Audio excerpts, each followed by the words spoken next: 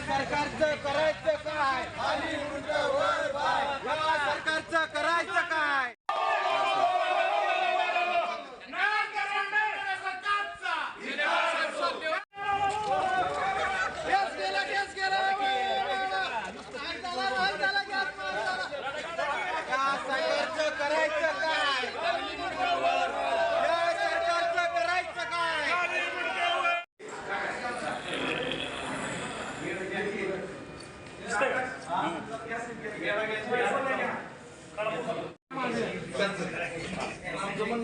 शेतकऱ्यावर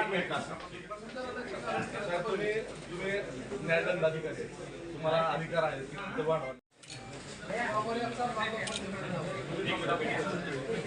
कमिटीच्या आदेशानुसार माननीय हर्षवर्धनजी सपकाळ साहेब, आदरणीय आमचे नेते अमित भैयाजी देशमुख साहेब यांच्या मार्गदर्शनाखाली जिल्हा काँग्रेस कमिटीच्या वतीनं आम्ही गॅस दरवाढीच्या विरोधात, तसेच रेल्वे प्रकल्प, तसेच सुरत चेन्नई महामार्ग हायवे प्रकल्प, तसेच या परवाच कर्जमाफी झालेल्या शेतकऱ्यांना या ठिकाणी भरीव मदत करण्यासाठी हे आम्ही निदर्शने आंदोलन केलेलं आहे। यामध्ये प्रामुख्याने सांगावं असं वाटतं की जी काही गॅसची दरवाढ झालेली आहे ही मला वाटतं आतापर्यंतच्या काळामध्ये सगळ्यात मोठी दरवाढ या ठिकाणी झालेली आहे।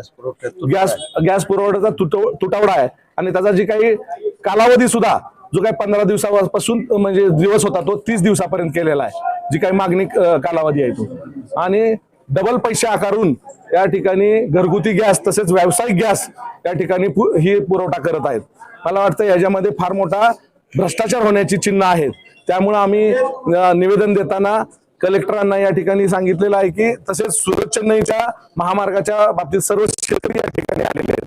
मला वाटतं 2019 पासून कायदेशीर लढा त्या ठिकाणी ते शेतकरी देत आहेत, परंतु ज्या धुळे सोलापूर महामार्गाला 2 लाख रुपये गुंठा भाव दिलेला असताना त्याच शेतकऱ्यांना, त्याच बाधित शेतकऱ्यांना, म्हणजे ज्या शेतकऱ्यांची धुळे सोलापूरमध्ये बाधित झालेली आहे जागा, त्याच शेतकऱ्यांना या ठिकाणी सुरत चेन्नई म्हणजे जो सुरत गाव आणि मगर सांगवीच्या मध्ये जो काही पट्टा आहे त्यामध्ये बरेच शेतकरी तिथे बाधित होत आहेत, तर त्या लोकांना 30,000 रुपये गुंठा देतात। म्हणजे एकीकडे तुम्ही पैसे 2014ला वेगळा न्याय आणि आता वेगळा न्याय का?